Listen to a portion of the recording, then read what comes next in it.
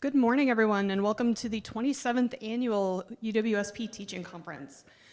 For those of you who don't know me, my name is Erin Speetson. I was appointed Director of CITL in December. I've been at UWSP since 2011 in the Chemistry Department, and I'm thrilled to be able to host or sort of help organize this annual conference. Before I jump into sort of setting the stage for today, I do want to give a quick shout out to Sarah Olson from CITL, who's probably hiding outside. Sarah, if you can hear me, come inside.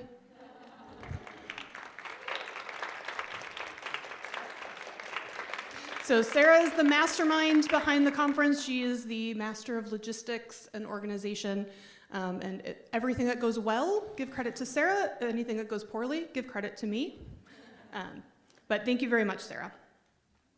So I wanted to spend just a moment sort of explaining why we chose this particular theme for the conference. So those of you who attended the Chancellor's University address yesterday heard him reaffirm our commitment as a campus to expanding educational opportunities for students and promoting a more inclusive environment. And really, social justice work is what allows us to do that. We see similar messages echoed throughout our strategic plan, throughout the UW System strategic plan, and also in the programming that the UW System Office for Professional and Instructional Development has been providing over the last few years, including Faculty College, the Wisconsin Teaching Fellows and Scholar Program, and also the Spring Teaching Conference. One of the things that we want to do in our keynote today is share the work that came out of the 2020 Faculty College team. That team was charged with sort of creating a vision for social justice on our campuses and to take that message back to the campus. So Valerie Barskay facilitated that work. I'll be turning it over to her in just a second. But what we want to share with you is the presentation that we put together for the Chancellor's leadership team and shared with him. We also want to use this as an opportunity to help set the stage for the people who will be attending Faculty College in 2023, where a similar charge has been issued. But most importantly, we want to take this as an opportunity to learn about what kind of social justice work you all are doing on this campus, how we can recognize, reward, and support that work so that we can create that more inclusive campus that we're all striving for. So today we're going to be joined by members of the Faculty College 2022 team who will be introduced shortly. And now I'd like to turn it over to Valerie Barskay, Professor of History, co-facilitator of the Wisconsin Teaching Fellow and Scholar Program, and team lead for Faculty College 2022.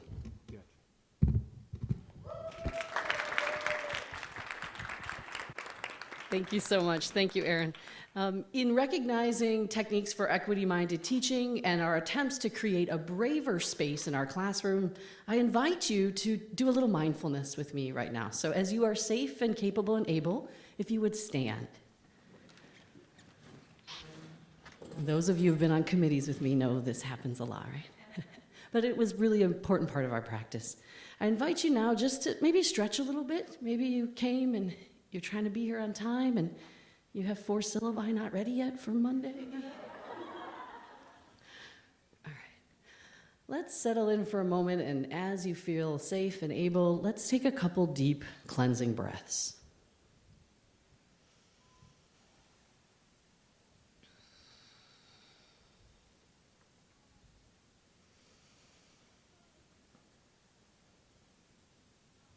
And as you're breathing, I invite you to think about our topic today, practicing hope. So as you're breathing, I want you to think about hope. It's a noun. It could be an optimistic state of mind. It could be an expectation of positive outcomes. It could be that you cherish a desire with anticipation. Maybe as you're breathing, you think about envisioning a future that you want to participate in, where you wish for something better and you believe in the expectation of its fulfillment.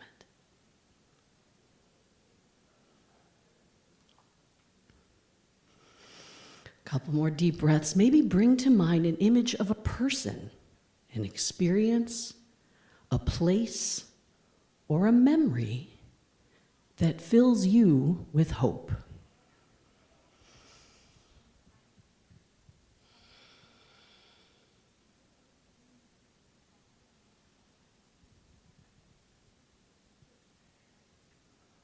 As we take a few more breaths, I encourage you to hold on to the image of hope as we work together in this session today and hopefully carry that feeling into the full conference and into your spring 2023 semester. Thank you. As you feel safe and able, please sit down again.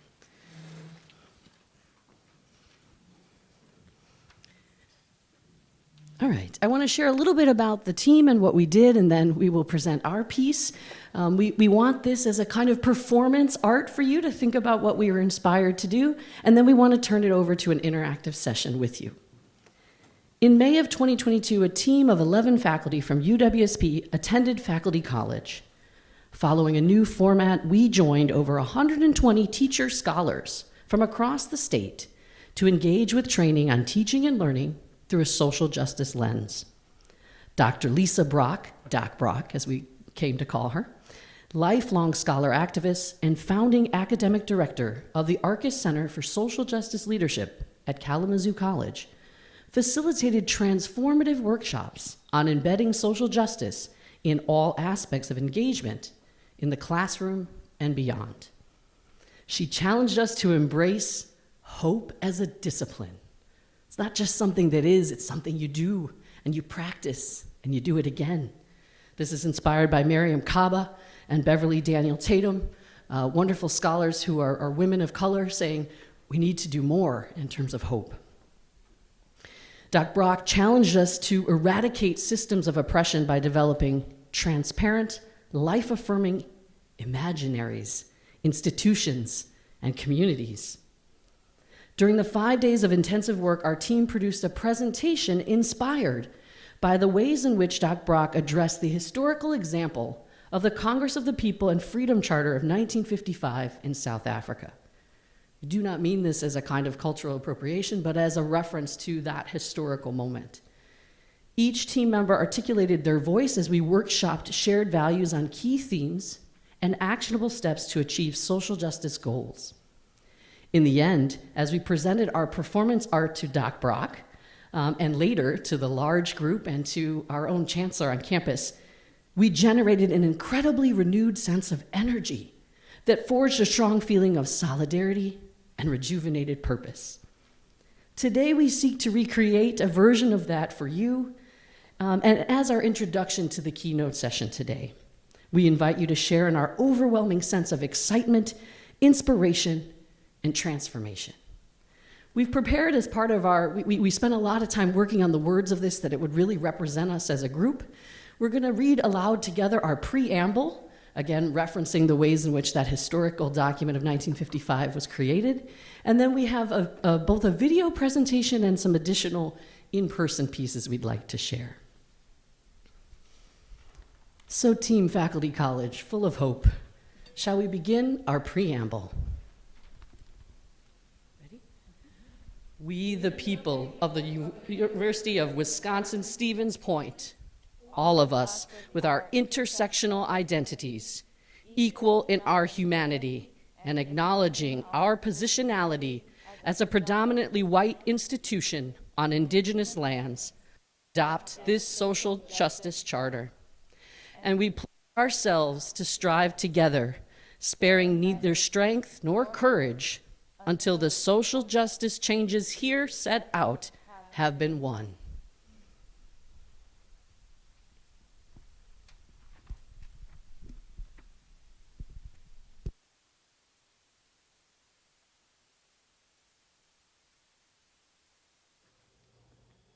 Hi, my name is Jess Bowers, and I'm an associate professor in the Department of Sociology and Social Work.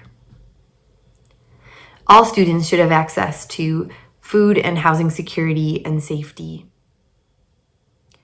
Expand our campus food pantry. Start a program where students can donate extra meal swipes to other students in our dining areas on campus. Provide nutritious, low-cost, and free meals to those who qualify. Increase food accessibility to students during our campus breaks.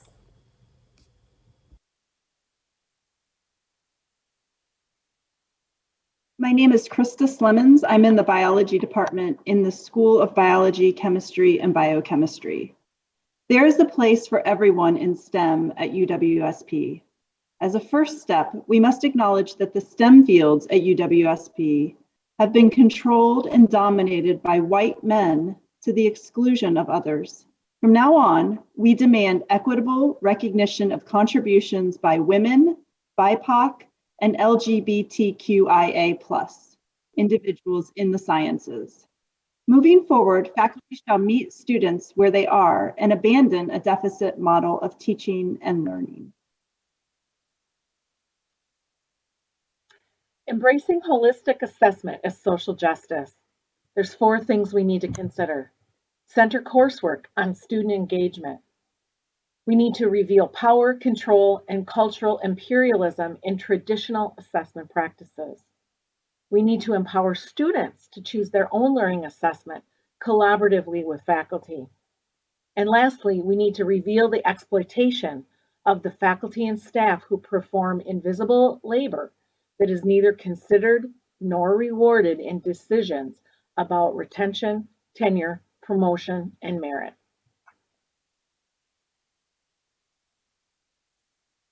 My name is Laura Anderson McIntyre. I'm a member of the forestry discipline in the College of Natural Resources.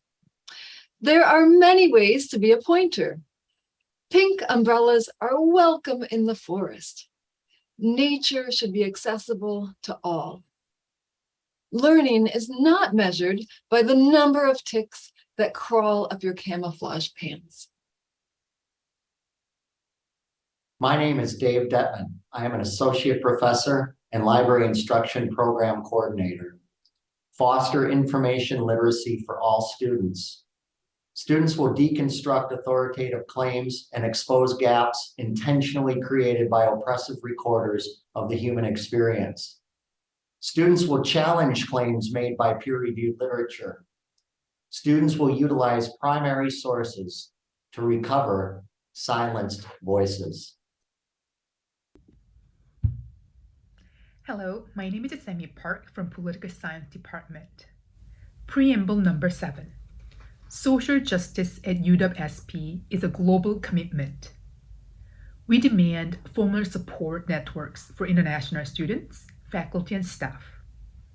We demand safety and support for undocumented students and DACA recipients, including becoming a sanctuary campus.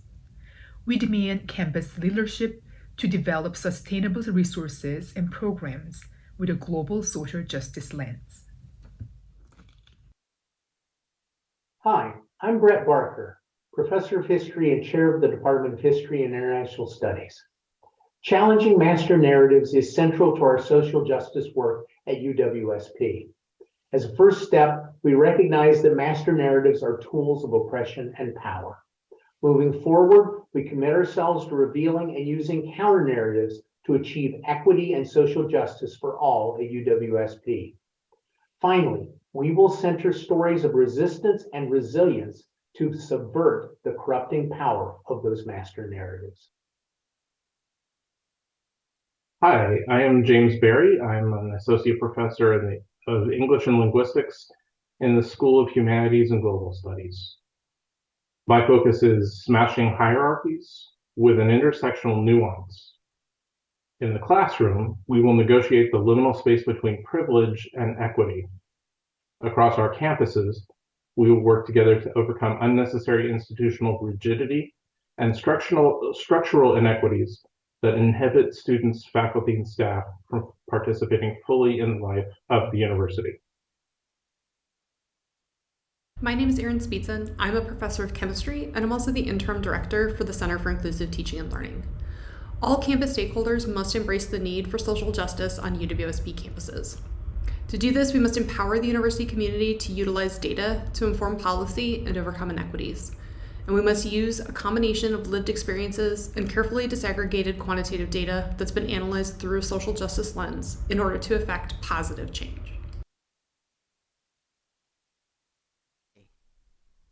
Celia, thank you.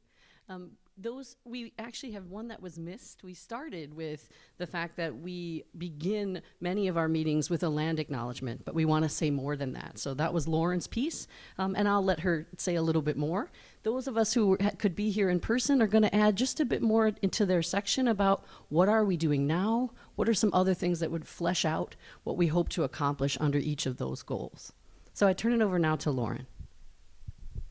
Good morning, everybody. I'm Lauren Gantz. Many of you know me, but I'm an associate professor in the Department of English, so I will just read what I had presented at the actual WTFS. My point was land acknowledgements are not enough.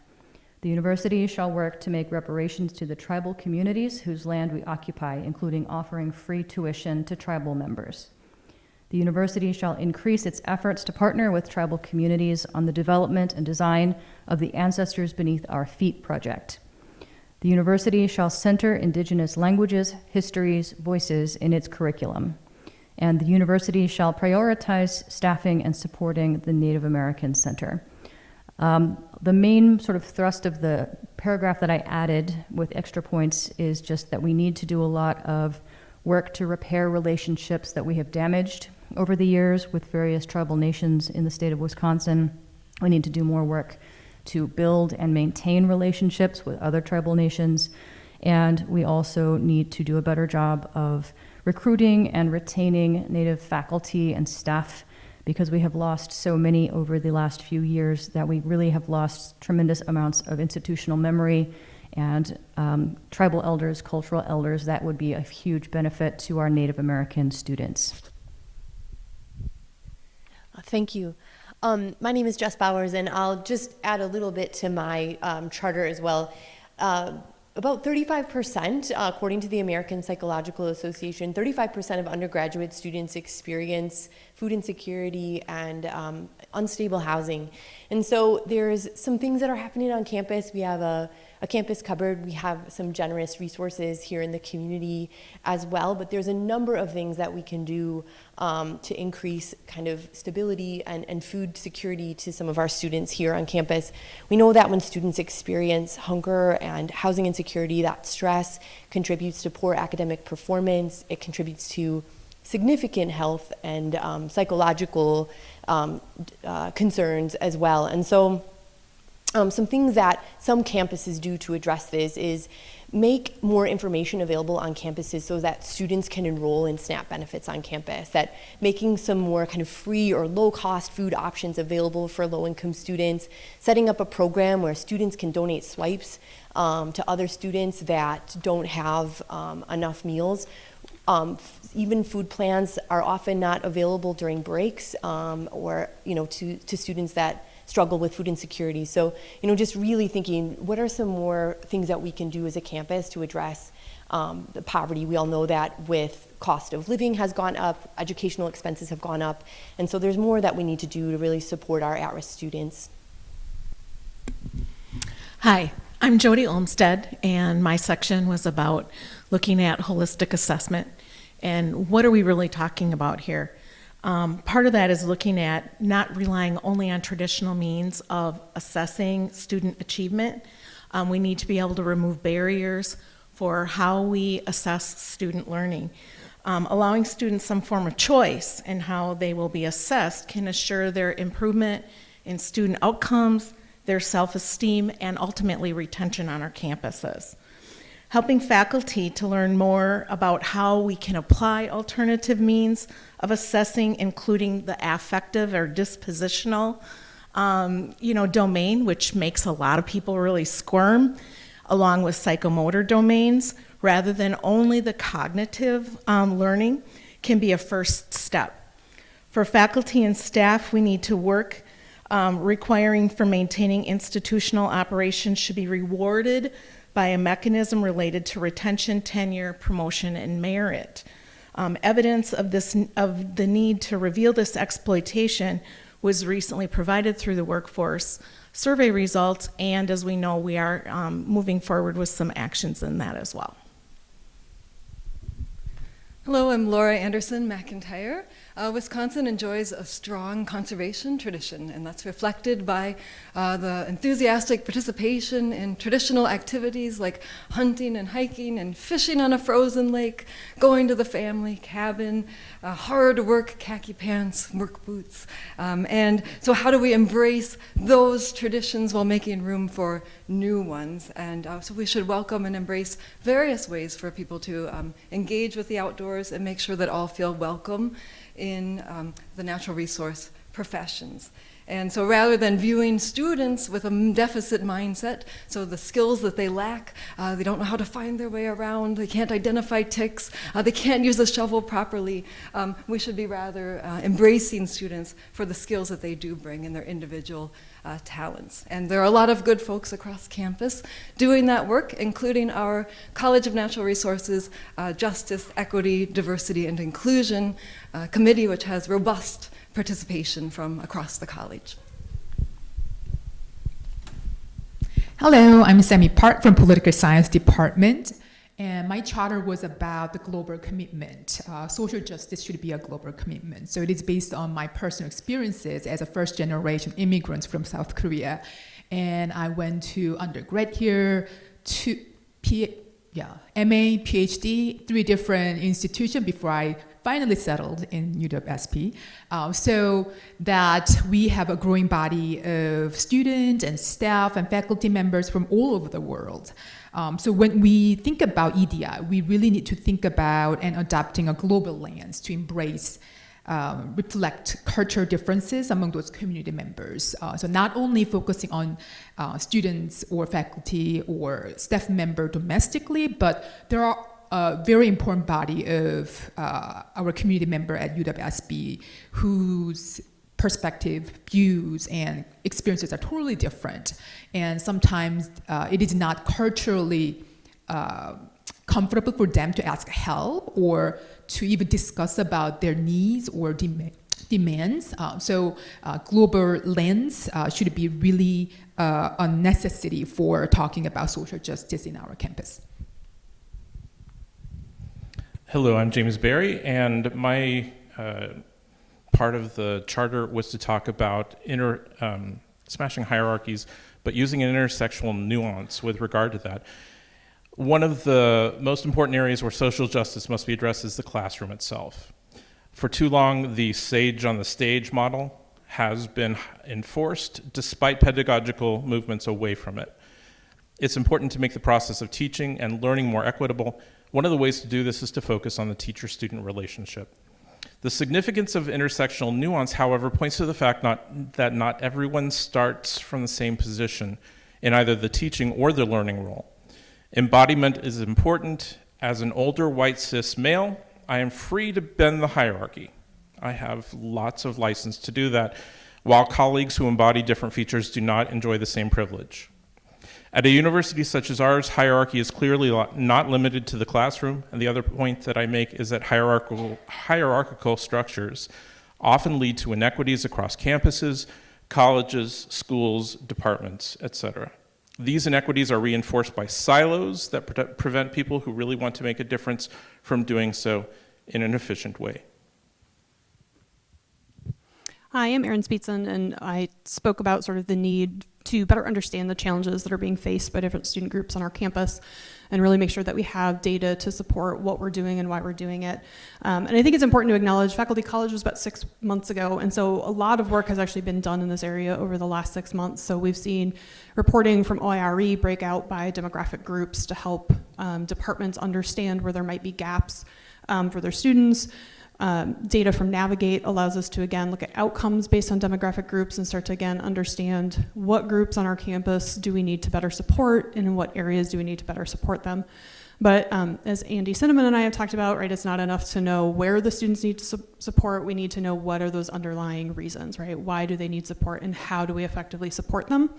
And so, again, I think our Director of Retention, Andy Cinnamon, and DCA office have started to do some really great work in this area to help us flesh out what those needs are and understand those needs. I think it's really important Those of us who have been at UWSP for a while, communication's not always our strong suit, it feels like. So again, making sure that that data is not only being collected, but that it's being shared, that everyone has access to it, that as we're making changes to try to better serve our students, that we're actually following up and closing the loop, and we're seeing what the impacts of those changes are, and that we're sharing that data out regularly with the community. And so, like I said, we've done a lot of good work in this area, and I'm excited to see where campus goes. So at this point, I'm going to turn it over to Jess Bowers. Thank you. I want to just spend a few minutes talking about some of the results of the workload survey that we participated in last year. So I am faculty in sociology and social work department. I'm also vice chair of Common Council. And so many of you probably participated in that workload study last year, and that was generated through Common Council. And what happened sort of following that is our leadership team on campus started meeting over the summer to really address or really identify kind of 5 priority areas to work on our campus. And I know myself and many of us have been really encouraged by kind of the commitment to our administration to address burnout and workload on our campus. So some of those five areas that were identified, or priority areas, were added layers of bureaucracy, lack of communication, the increased needs of current students, as well as a lack of appreciation. And then in November, we had a campus conversation that was held to kind of outline the steps that administration is taking to address burnout. So in terms of some of the steps that administration is taking right now, financial investment, so there's been $1 million investment in providing bonuses and a commitment to meeting the financial needs in the upcoming pay plan.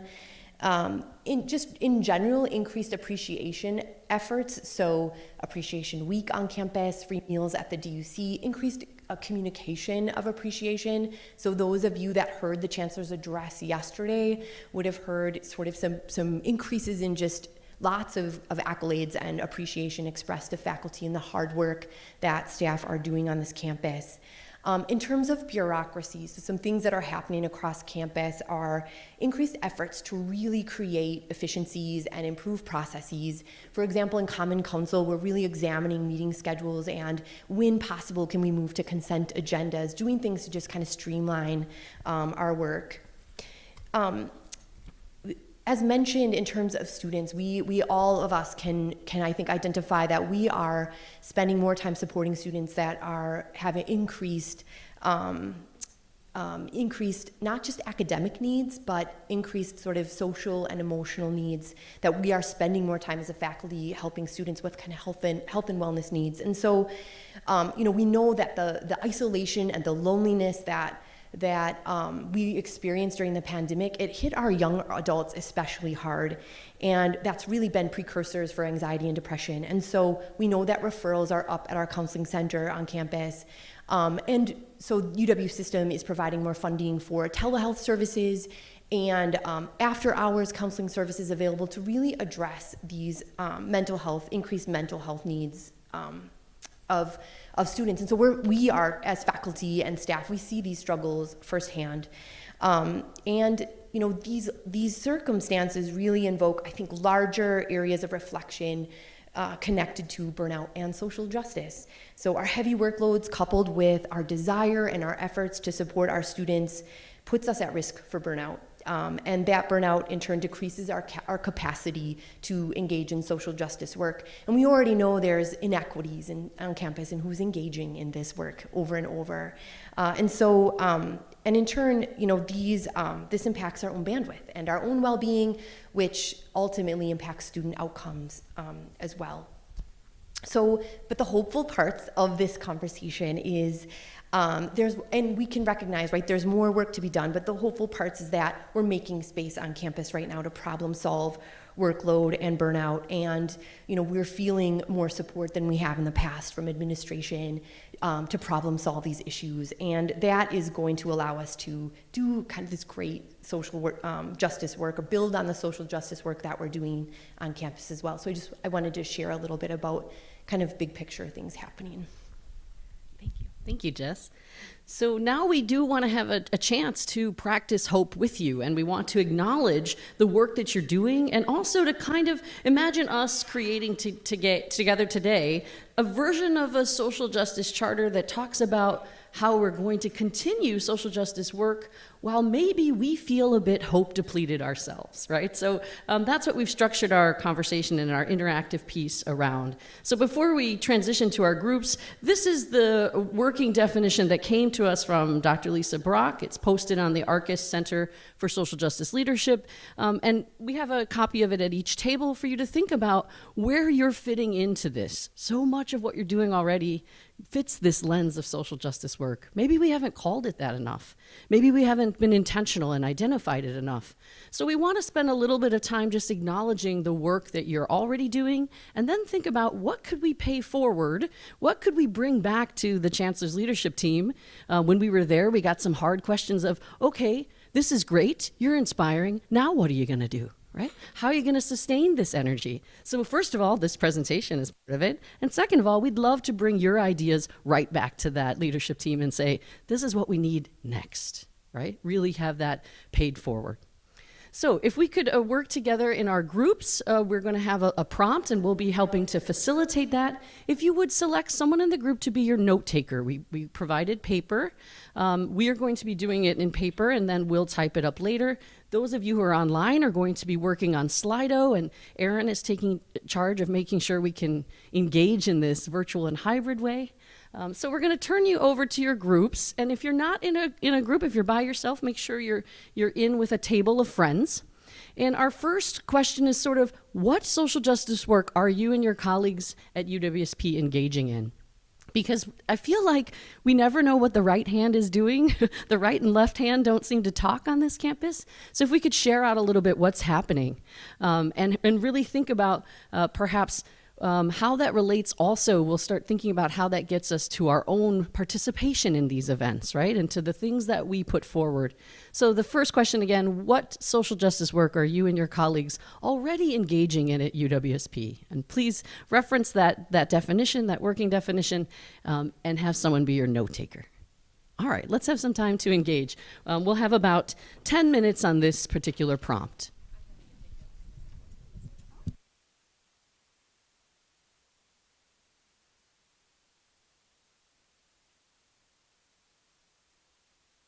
All right, we're going to come back for just a moment. The next prompt we want you to think about and continue to take notes. We want you to think now, we know that there's an inequitable connection between who's doing this social work, social justice work, and kind of how this workload is being spread. Just have a conversation for a bit about what might be the connection. How does engaging in social justice work affect your level of burnout? On the one hand, we know it's filling, right? It's nourishing. It's the stuff we care about as human beings. But on the other hand, it takes more emotional labor. It takes more time with students, right? I don't have a syllabus ready for Monday, right? Just confessing. So just think, have a little conversation now about 5 minutes or 5 to 10 minutes thinking about how does engaging in social justice work affect your level of burnout? Or if you're tired of that burnout word, we're here to inspire hope. What if you're feeling hope depleted and you're still trying to do this work, right? What is that connection? All right, let's take about 5 to 10 minutes to have that conversation. Continue taking notes. Thank you.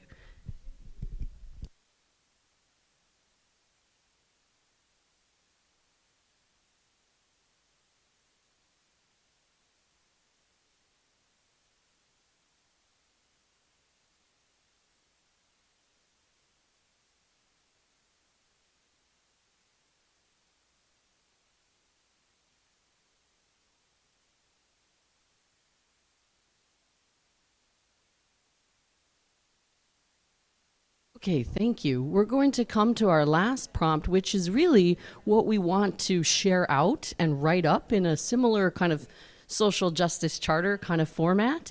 So here's your last prompt, and in addition to taking notes, if each table would be prepared to share their statement with the large group. So at the end, our last 15 minutes or so, we'll spend time sharing from the groups. So here's your last prompt. If you could sit down with the chancellor and ask for one thing that would allow you to keep doing this work, right? Recognizing we do all this social justice work, maybe we want to do more. Recognizing it relates to burnout or feeling hope depleted or it's inequitable in and of itself. If you could sit down and say one thing that you need to help keep doing this work, what would it be?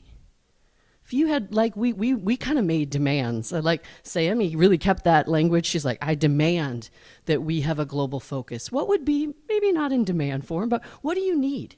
They ask us all the time, how are we going to work? How are you going to keep this spirit going? How are you going to bring back something meaningful, something actionable? Write that for your group and be prepared to share it out together. So the prompt is, if you could sit down with the chancellor and ask for one thing that would allow you to keep doing this kind of social justice work, and maybe more of it, what would it be? Let's take about 10 minutes now on that prompt.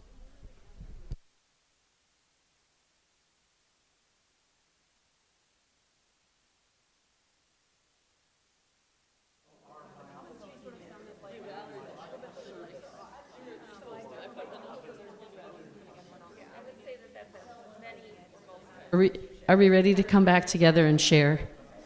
This is the document we will create together and pay it forward to the Chancellor's leadership team, to shared governance.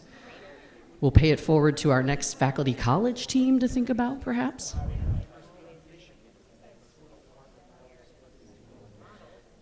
Decide who's going to speak out for your group, and then we're going to do a little reporting out to each other. Ready? We're okay?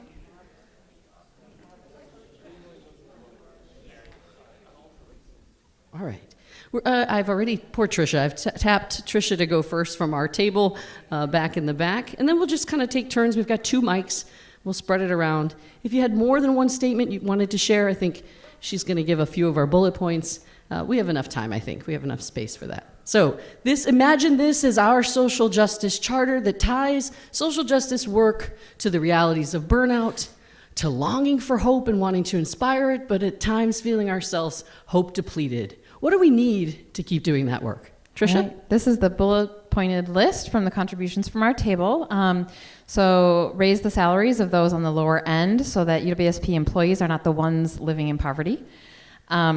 FYE or FYS, where these concepts are built in, so first year experience or first year seminars, compensate extra work that's taken on, protect the people who do the work, validation and recognizing contributions, making individuals here feel seen and not replaceable, switching from a culture of belonging to a culture of mattering, so instead of us feeling like we belong here, feeling like people would notice if we left. And visiting our spaces and knowing our work.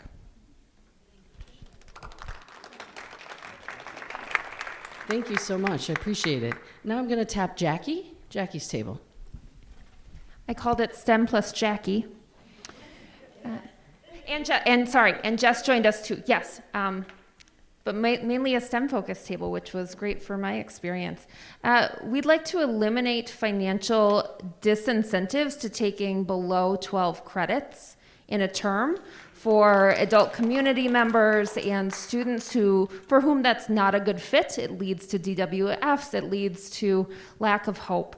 And how hopeful would students find themselves if they could take 3 credits and they were supported by the same tools that we have for those traditional students who take 12 or more? Bring back first year seminar and other supportive courses that complement those challenging courses that have students losing momentum through DWF rates. Early exposure to career outcomes. Some of you will guess this was mine, but just pointed out that it instills hope if a student is struggling in a challenging early chemistry or biology course, but they get to go shadow someone who is it works in a lab like exact sciences or something like that, and they see their outfit and see their cafeteria and kind of see a professional life beyond whatever problem set is challenging them in the moment. Maybe that instills hope.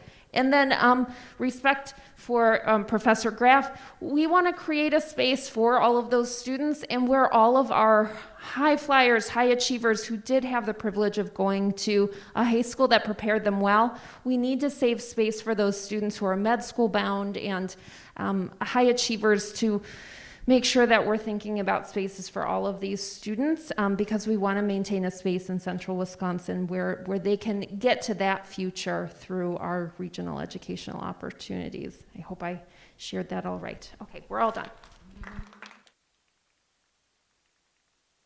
Is it on? Okay. I have been asked to share for this table, so I will go ahead and do that. The first thing on our list was just more people to do the work. So many of our departments and units have been just decimated over the last 4 or 5 years, and that means that this work is falling on more and more people, and it also means that the people who are doing this work feel like their passion for that work is being exploited and taken advantage of. A big one in that respect is prioritizing student support services because faculty are not counselors. Our students who are international students need ESL support. Our students need academic coaching support. Faculty and instructional staff can't do all of those things, and we have lovely support staff here who need the resources to do that work and who need the respect that is do that work. And then listening.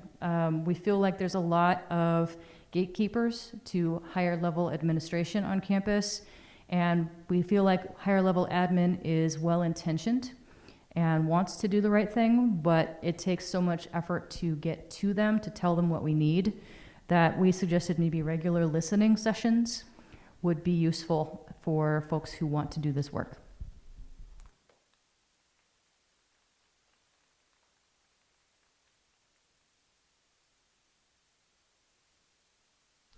There we go. Okay, now it's on. So I was the note taker for a table, I was asked to share concepts. Many of the things that have already been spoken, we have already talked about FYS, needing more money, needing more people, needing to be able to pay folks enough. As we talked about how do we do this with the resources that we have, the new concept might be we need the ability to focus on social issues and be rewarded for that work. In the structures that are within our organization that needs to be important both for people who have achieved tenure and promotion outcomes and those that have not. And the concept of focus being that if we're going to do these things, other work does have to fall away. And so the ability and the permission to allow other work not to be done or to be less of a priority is crucial. As we all know, all of us get the I need this information yesterday kind of requests, and that does end up eating up into their times. And I know I have sent out those requests myself, so I am fully recognizing my role in that. But we do need to have the ability to say, you know what, this is not a priority. And so this is going to wait because this work is more important.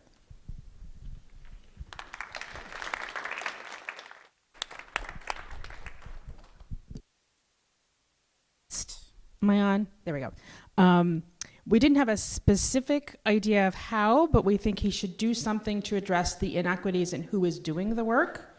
Noticing that it's usually the usual suspects who come to things like this, disproportionately female, disproportionately BIPOC, who are doing the work. How do we get everybody else sharing that load? Create structures to facilitate skill sharing. So we had talked in the earlier questions about some people are figuring out ways to design a course or materials to create and put in Canvas and other things that help, but everybody's in their own office figuring it out themselves. We need ways so somebody figures out one thing, they share that with everyone else. And sort of related to that is, could we create one unscheduled hour each week when people can't be doing anything else other than this? Completely different arena. A lot of our systems are hugely burdensome, like e-reimbursements, purchasing. A lot of time and energy gets sucked up in those that can't go to the other work. And our last one is create an award just like on the same level as the Teaching Service Scholarship Awards, for doing social justice work.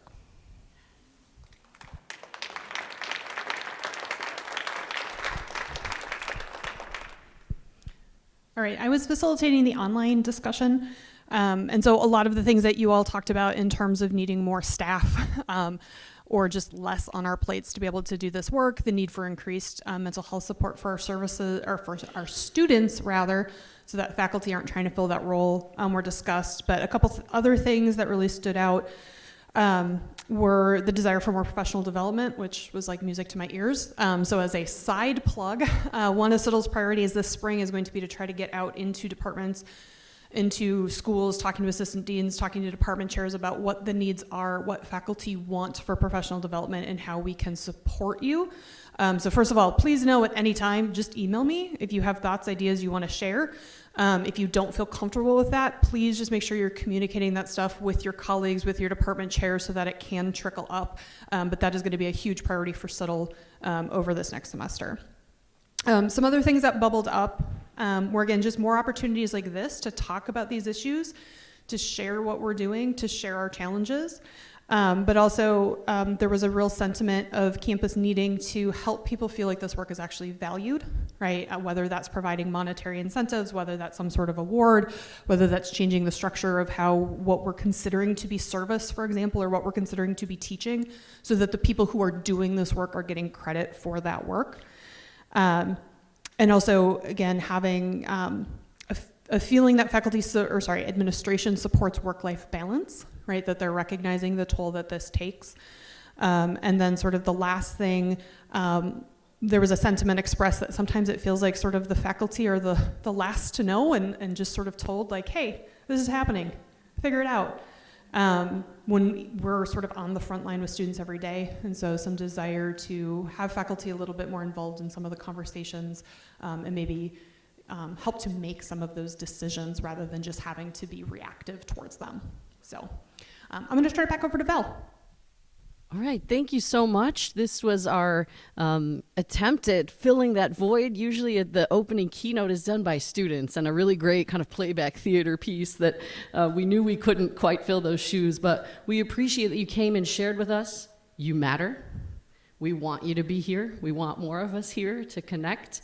We have that bolder, sharper purpose that we want to make connections. System-wide, we're going to be reading a book about from Peter Felton about those connections. He'll be the keynote at the Open Spring Conference, the teaching conference in Madison this year. So I hope that you saw that this was a chance to create a space, and we mean it, that we are bringing this back to shared governance, and Jess, you're here to hear it, right? And we're bringing it to the Chancellor's Leadership Group to say, these are the next steps that we feel are really important to engage with. And so also keep in mind, this is the opening to this conference. First of all, we get rewarded with lunch if you're here in person. But also there are follow-up sessions that we designed, some of the same people in this group from Faculty College, thinking about decolonizing the classroom. And we split into two. One into like assessment practices, how you could do different kinds of activities in the classroom. And the other about policies. What do you do about a late policy? What do you do about attendance and participation, whatever that means, right? So come to those sessions. Some of them are the very last session of today. But please come and engage and have something that you can take away to your classroom. And speaking of taking away, please take the bunnies. They're here to this is inspired by my work, the book of The Art of Gathering. You need some curiosity. There was a great New York Times article who was written by a guy who's now written the book on the end of burnout. He's got ideas for us to push back against burnout, not attaching our whole identities to our work identities. So please take the bunnies. It is the Year of the Water Rabbit. 2023 will be starting soon. I am a Japan scholar, again, carefully not culturally appropriating, but I think a little bunny imagery could help us this year. Last year was a tiger, powerful, productive, but maybe tumultuous. This year is supposed to be more calming, more balanced, more clever in how we use our time. All right, thank you. Give a round of applause for Erin and our group.